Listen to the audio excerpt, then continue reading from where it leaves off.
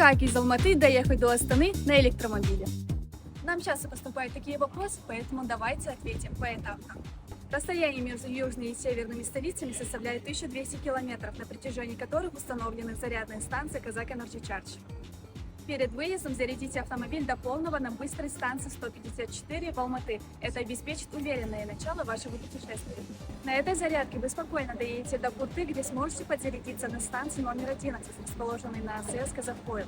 Следующий отрезок маршрута приведет вас к Буры-Байтал, где находится быстрая зарядная станция номер 40, также на АЗС Казахойл. С Буры-Байтала отправьтесь в Приозерск и зарядитесь на станции номер 67. После этого двигайтесь в сторону города Балхаш, где зарядитесь на станции номер 94, установленной на АЗС Казахойл.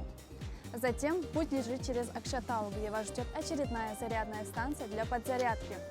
После Акшатау вы отправитесь в Караганду, где также установлены зарядные станции для вашего удобства. Финальный заряд перед финишем. На выезде из Караганды можно подзарядиться на станции номер 41, чтобы уверенно преодолеть финальный участок до Астаны.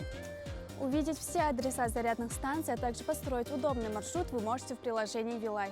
Казак Energy Charge. Путешествуйте с комфортом.